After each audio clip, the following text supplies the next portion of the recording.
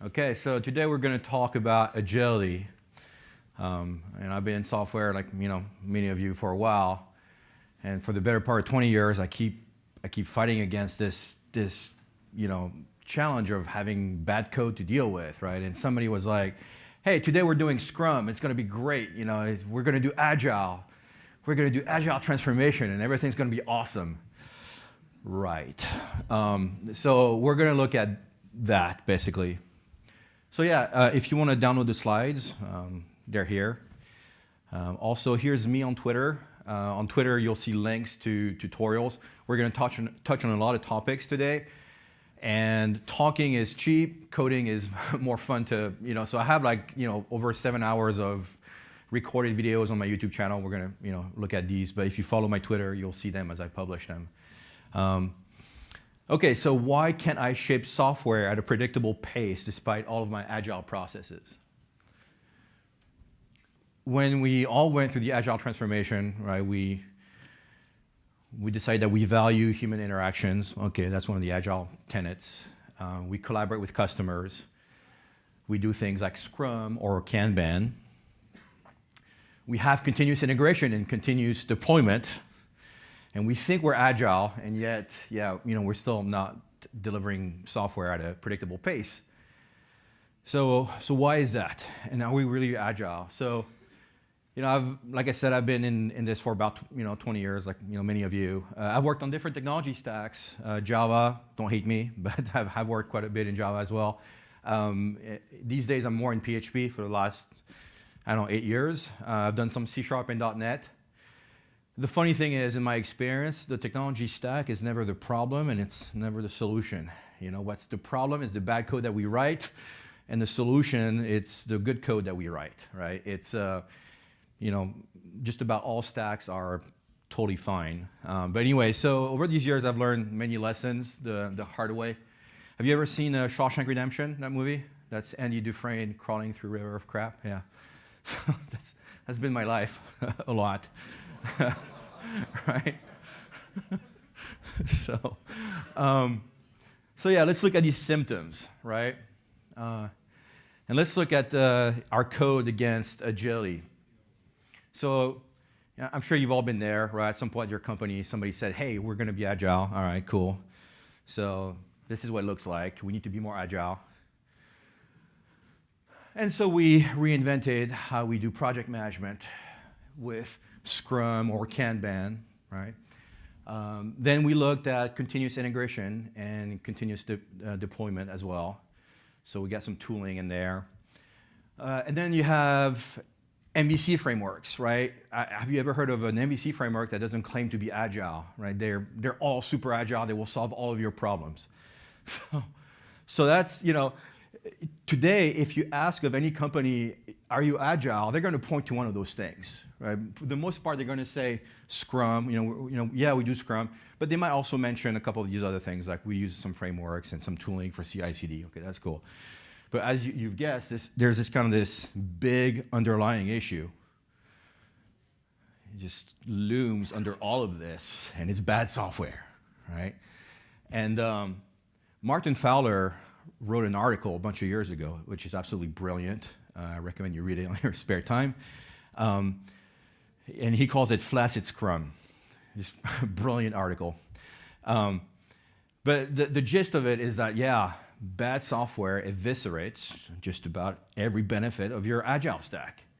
And so this leads me to what I like to call my Agile stand-up. When you do your Scrum stand-up.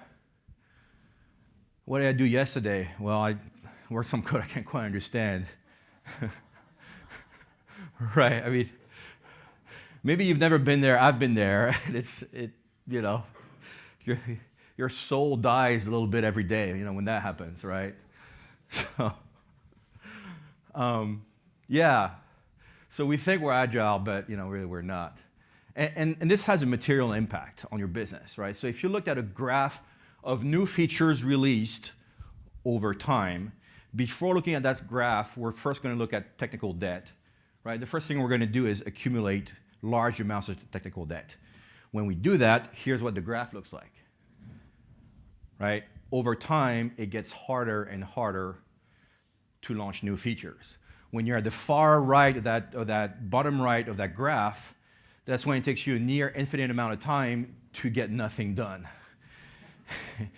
And it is the opposite of fun. And again, if you've never been there, super. But I have many times. And so if you're in this red zone, you're definitely not agile, right? I mean, when you start out on your project, sure, you can get features launched pretty quickly, but after that, it just gets really bad. So this short-lived agility has obviously a pretty obvious impact on your business, right? You start out, the value of your business kind of goes up, because you're able to shape new features, right? But then you start, your technical debt starts to weigh you down, and you get to a point where you got your MVP out, your minimum viable product out, and your users start to use your product, and you realize that you have to make some pivots, but you can't because you don't understand your code anymore, right? And then this is where your business value starts going down, and your competition is in a great position to take over. I mean, Uber is still a leader in in their space, but how many Uber clones do you know of? I live in Austin, Texas. Uber and Lyft were in Austin, Texas for a while, and then the city passed an ordinance that would require drivers to get background checks. Uber and Lyft did not like that, so they left. Okay, a month after they left, there were 5 replacements that moved in. Okay, so yeah, we have to assume that there's always competition that's after our business, and they look at our mistakes. And so, yeah, our competition can take over. Have you seen There Will Be Blood, right? Big straw drinks your milkshake. So you do not want to be in that position. So what we just described are the symptoms of things going badly, right? We're going to try and explore kind of the root cause. So I'm going to ask you this question, and just keep the question in mind. What is software's greatest threat? So keep the question in mind, and we're going to try to answer it with the next few slides. So let's look at a typical coding workflow. So let's look at a small feature, incremental feature that we're trying to add to our product. So the first thing we're going to do is we're going to write some code. Then we're going to ask ourselves, that code that I just wrote, does it actually work? So we're going to stimulate it through the user interface, or we're going to whip out an HTTP client and try to hit our controller with it to see if it actually did what we want to, right? Then we're going to see some erratic behavior, and we may do some manual debugging. We could be using Xdebug to step through the code. We're going to fix some bugs. Then we're going to click some more on the UI to verify that we did fix those bugs. Finally, we stabilize feature 1. So that's cool. It's not too painful. So now we're going to add another feature. Same thing, we're writing some code. We're going to stimulate it by clicking the UI manually. And then we realize, oops, I realized that I just broke feature 1. All right. So I'm going to do some more debugging to figure out where I broke it. Finally, I'm going to fix those feature 1 bugs. I think I'm going to fix them. Then I'm going to, again, click to verify that I did fix them. And then finally, I complete feature 2 after I fixed feature 1 bugs. So then I can stabilize features 1 and 2. Now, if you start looking at this picture, right, what if I add feature 3 now? Right? It starts to add up. Right? Now I could have broken features 1 and 2, and then it'll take me a while to fix those bugs as well, so I can stabilize all three, right? So if I am to put in a little formula, this is kind of what it would look like, features 1 through n. We could break features 1 through n minus 1 and all that stuff, right? So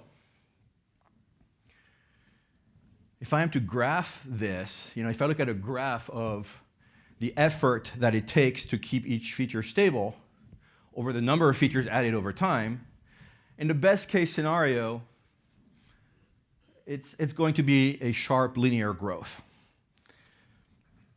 Now, what I've come across a lot is it feels more like an exponential growth. Okay, that's when it gets really scary. So, to get back to my question, what is software's greatest threat? I would argue, ironically enough, that it's change. You know, if you think about it, each feature introduces change in the system. And obviously the problem with the change is, if I change something, I have to ask myself, did I break my system? And this is kind of the decision tree that goes in my head whenever I code, right? Did I break something? All right, fine, I'm going to be good. I'm going to test manually, realize that I broke something, debug, and fix. Or sometimes that's when I'm being good, right? Sometimes I'm like, yeah, I'm just going to roll the dice. So I don't test. And then when I'm lucky, QA finds the bugs.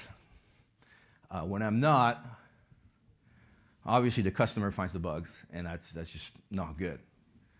And in either case, I'm right back where I started.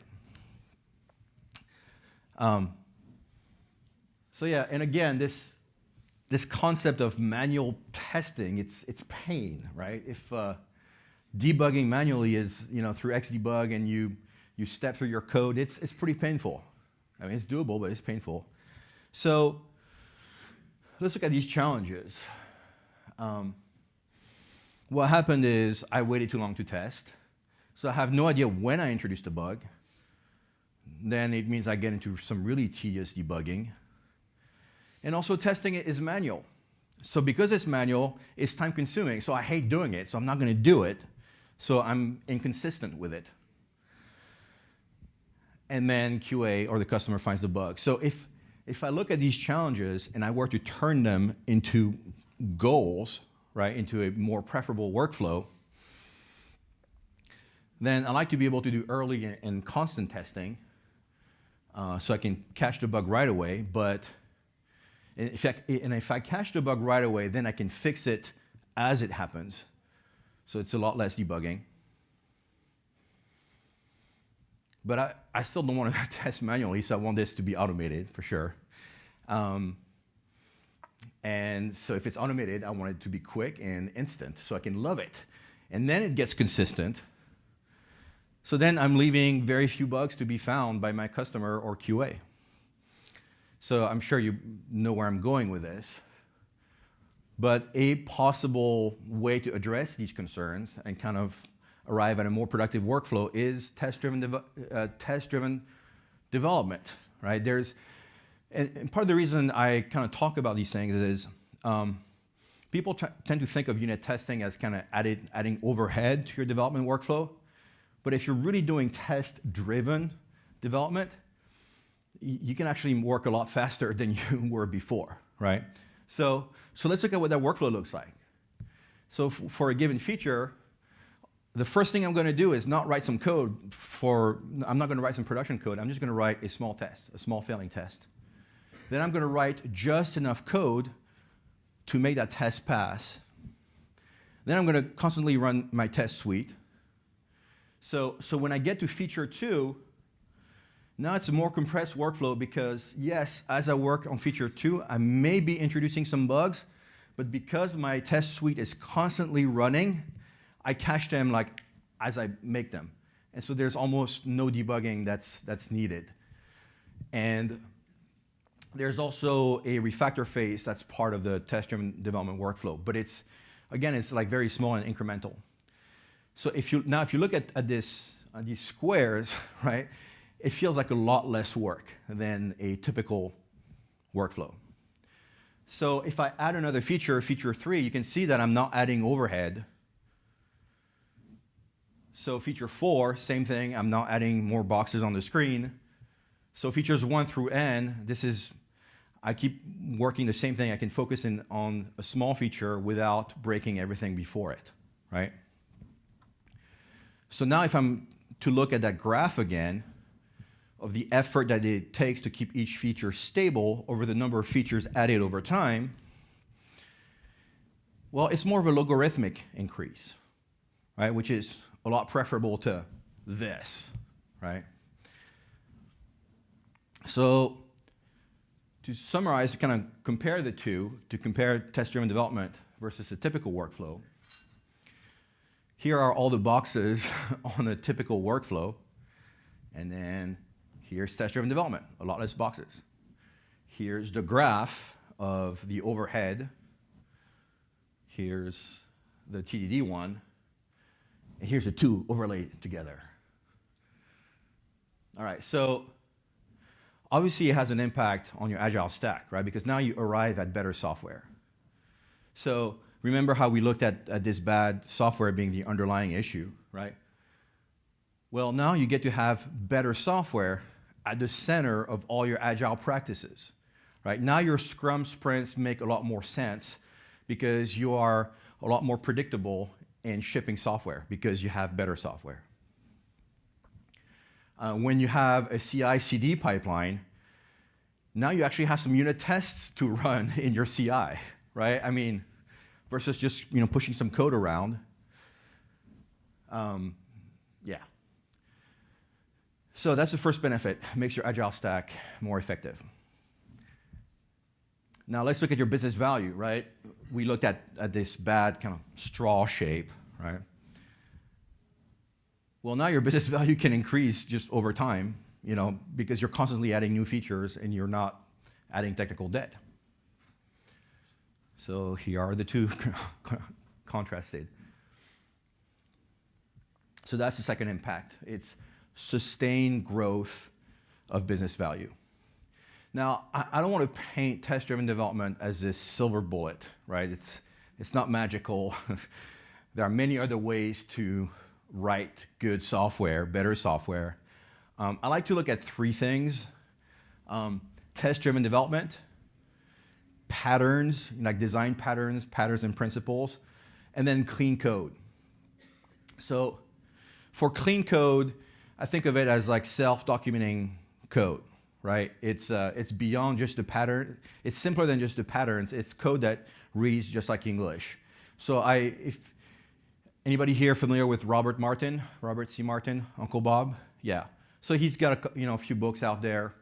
I highly recommend his Clean Code book. I think it's great.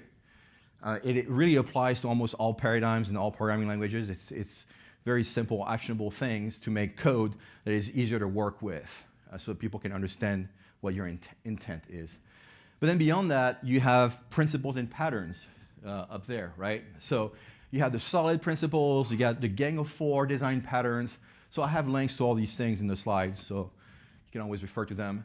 You have Martin Fowler's pattern of enterprise architecture.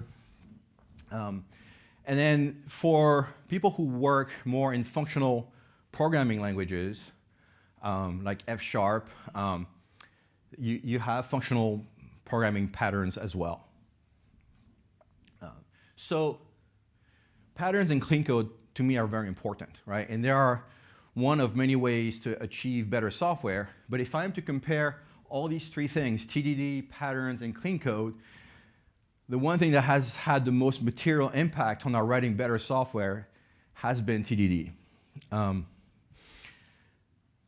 So yes, you can write good software without TDD, that's fine. But it's gonna be more fun with TDD. So, because here's the thing about patterns and clean code. You're not always going to see what the ideal patterns should be in your code. Sometimes, most often, they're going to emerge over time.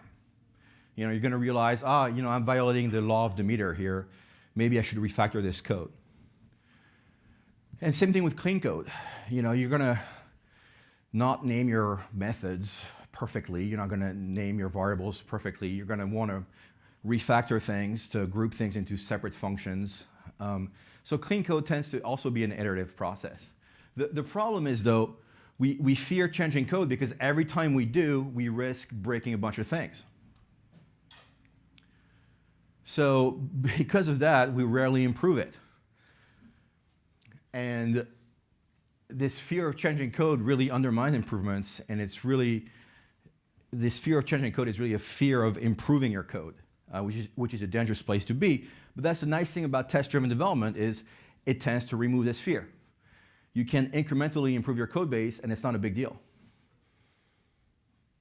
So this is kind of what it looks like. You could start out on your code base, and you're compromising on patterns and clean code. Your code is not very clean. You're not really applying the relevant patterns. But since you are doing things in test-driven development, it's okay, because you can easily refactor your code as you go so that you arrive at better patterns and cleaner code. So, as you may have heard, TDD is dead. It's not. What happens is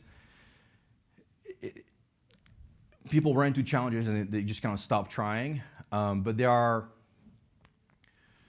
Robert C. Martin has a number of articles that kind of touches on all those challenges that people have brought up on test-driven development, and he's got very simple, straightforward ways to address them.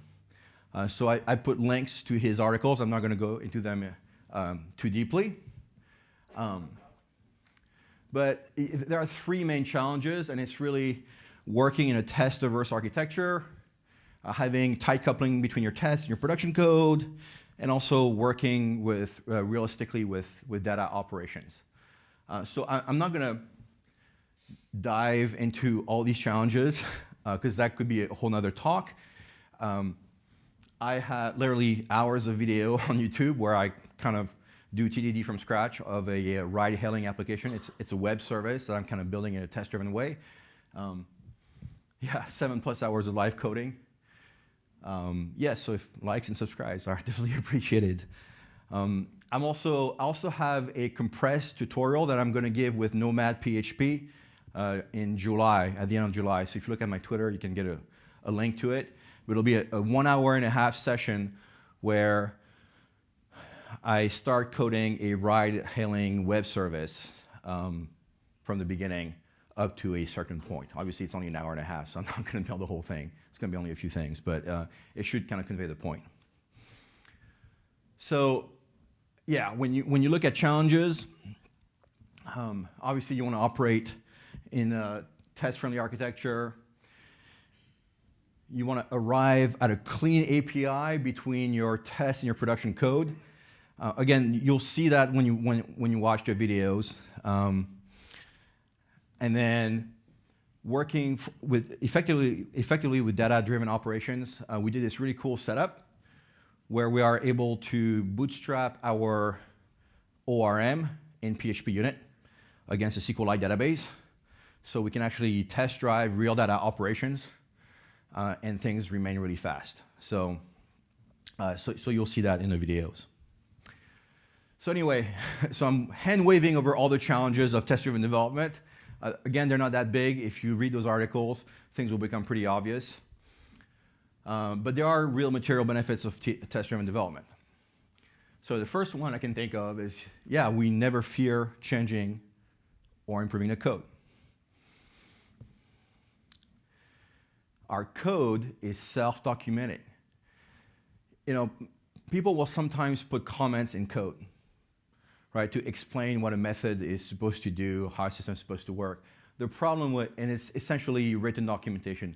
The problem about this type of documentation is that it becomes obsolete the second you write it, because you're always going to change the code and you're never going to update the documentation.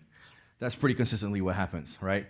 The nice thing with unit tests is that since they're always running, they're always valid, and you can literally read your unit tests, and if your tests are written well enough, they read just like English. And it tells you what your system is doing, why it's doing it, and whether or not it's actually still valid because your tests still pass. So an offshoot of this is that now there's a lot less silos of knowledge. I don't know if you've ever worked on a project where there's this area of the code that everybody is afraid of touching, but this one person, right? Like this one person owns the code, right? Everybody else is just kind of scared of it. Well, you get a lot less that when you have actual tests, right? Like I mentioned, if you can solve all of your business problems inside your test harness, then you are less dependent on your UI. to constantly click on your UI, to constantly be messing with your database, to figure out whether or not things work. And because you're working in smaller iterations, you're going to be spending a whole lot less time debugging manually. As a result, you're going to build features more quickly. Going to ship code more often.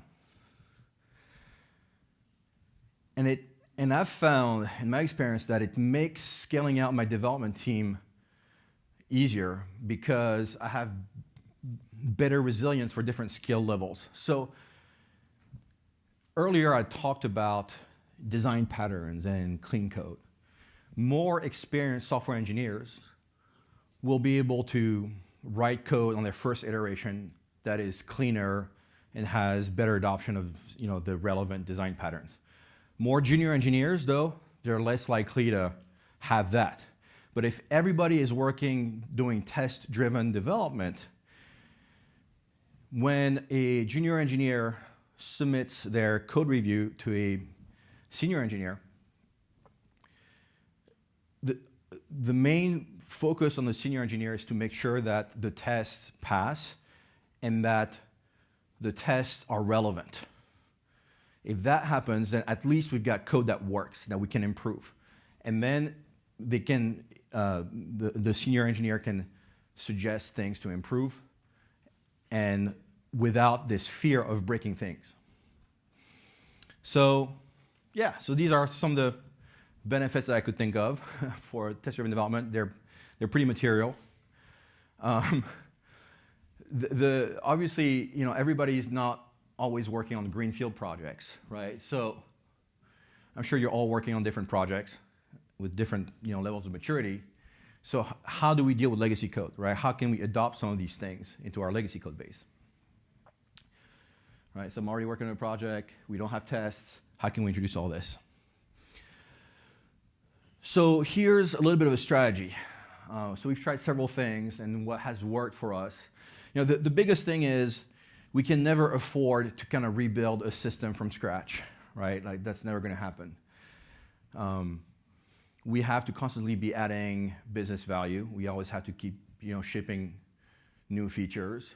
But at the same time, we want to find ways to incrementally improve our agility. And to do this, as we look through the previous slides, is if you can have unit tests around some code, then you're not afraid to improve this code, right? So a technique here is to gradually increase your code coverage by adding tests around your legacy code. But obviously, the challenge with the legacy code is it's not always testable, right? So there's a little bit of retrofitting that you need to do. So the first thing we want to do is kind of weigh the impact of our technical debt. So then we can prioritize refactoring of our legacy code incrementally with unit tests around them.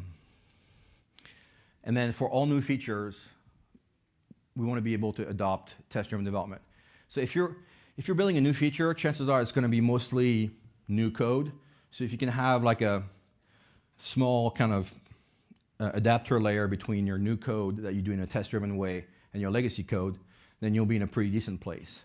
And then you give yourself some time to refactor your legacy code incrementally with unit tests.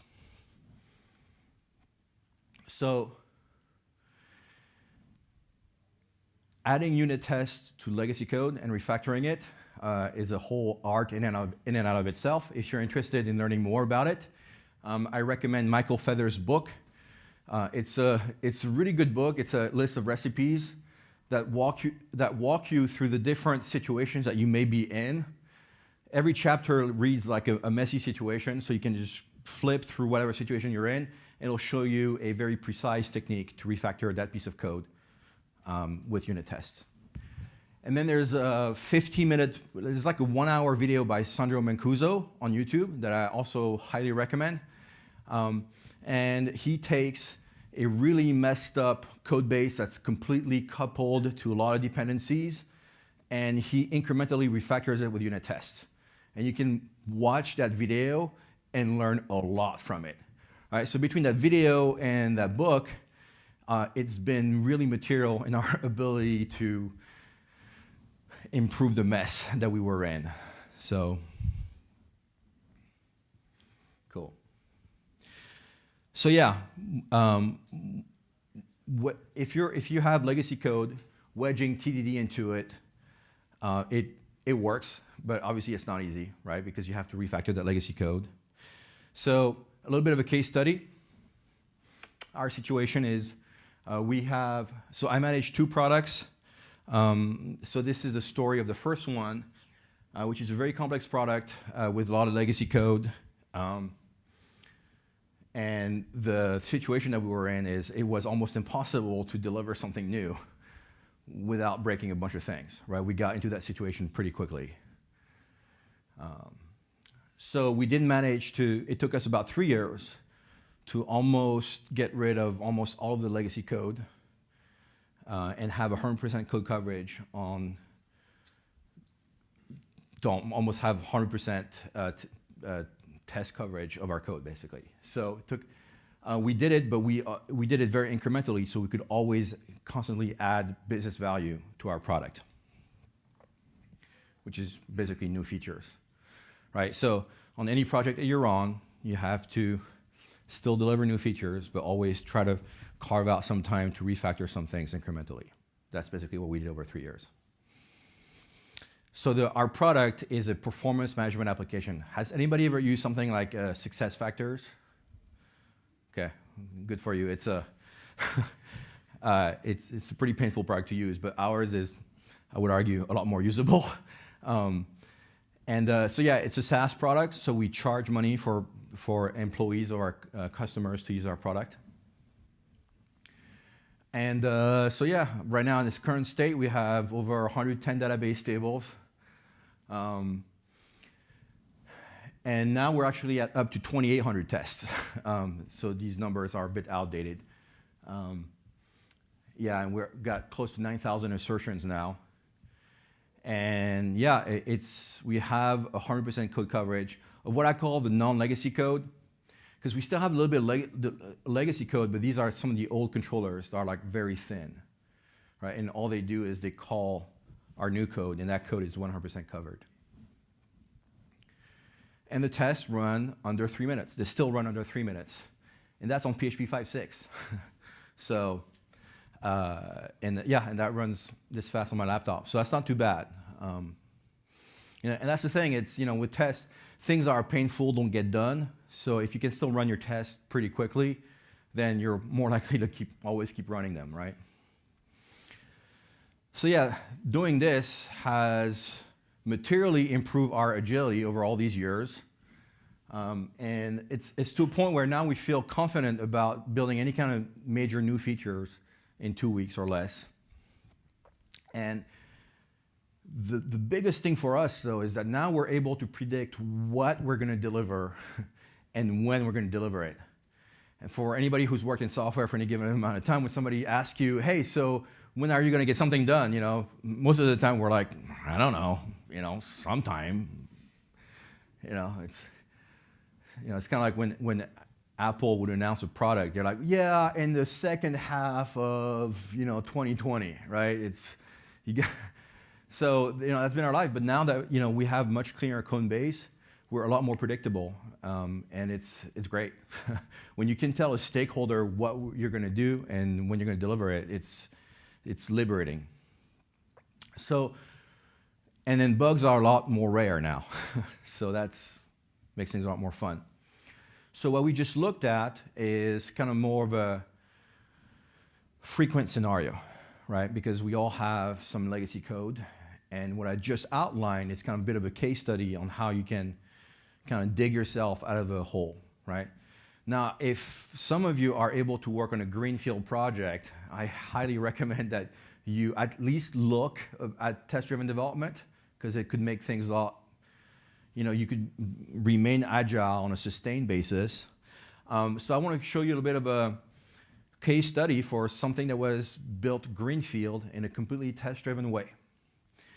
So introducing Commerce. Commerce is an open source e-commerce platform, which one day will take over Magento. One day. So it's completely open source, and it was built in a completely test-driven way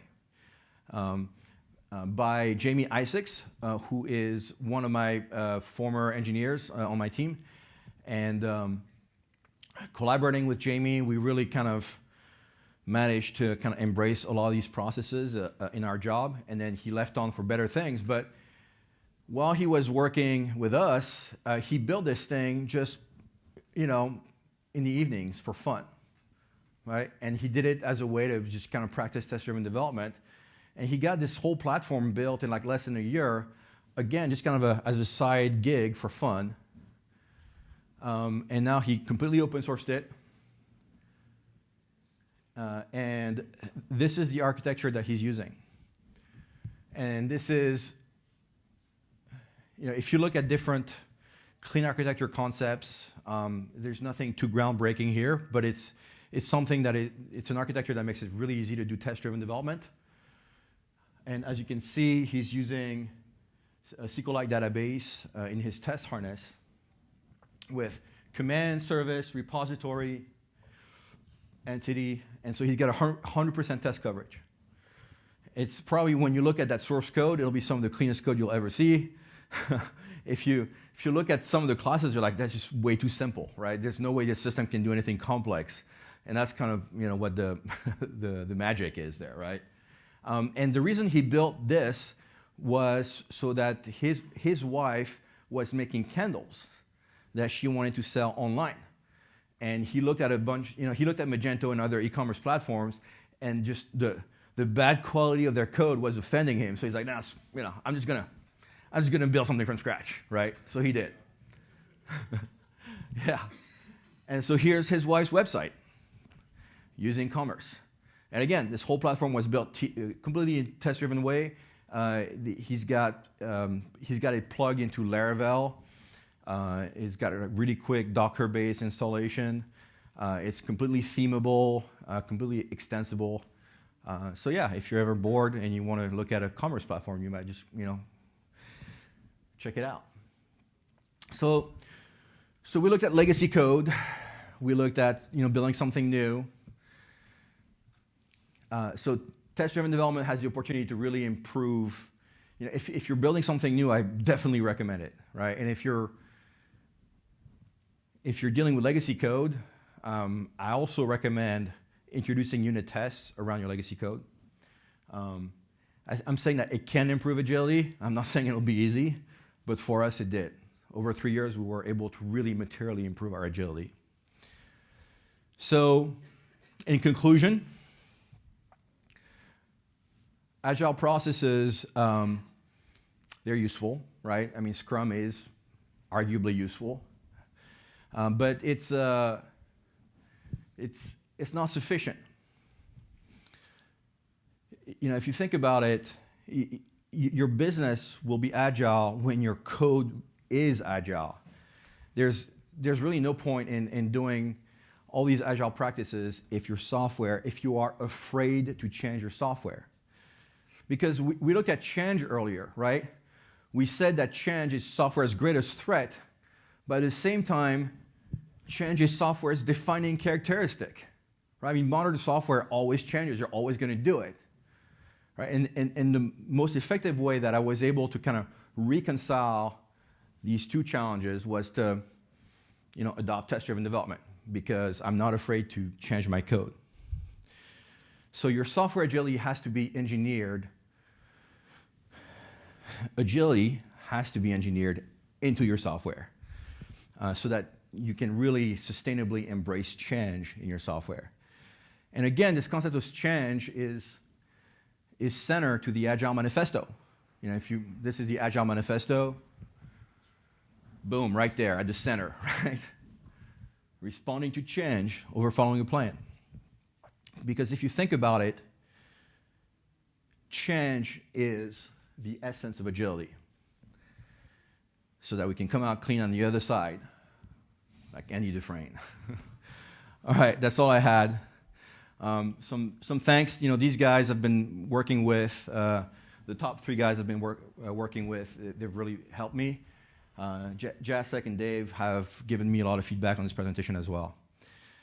So yeah, thank you. Here's me on Twitter. If you can add me and follow me, that'd be nice, so I can feel popular. And yeah, if you have any questions, I'm available. Is there any question? Yes. So I haven't watched all your videos, of course. Yeah. Right. Right. So what you mentioned is like, okay, we're writing software. Writing software is a lot of work, right? So how do you weigh that against writing all those tests? Well, if you think about it, it doesn't add more work, because when you write software, anytime you write some code, you have to ask yourself, does that code work? How are you going to do it? Right? You're going to click on the UI, you're going to, pull up a shell and maybe kind of, trigger your software somehow. Well, these are manual interventions. You're testing your software manually, and it takes so much time to do it. When you add up how many times you click in the course of building your application, you will see that it adds up to a whole lot more than just writing one test once, right? You just write your test once, and then you just write just enough code to make that test pass, right? By doing that, you no longer have to do a bunch of clicking. You're still probably going to do some clicking at the end to do some sanity checking, right? But in the process of solving your business problem, you don't want to be constantly clicking in your UI to solve your business problem. Does that make sense? So by that logic, you're actually saving a lot of time by doing test-driven development. All right, well, I appreciate your time. And you can always find me if you have more questions. Thank you.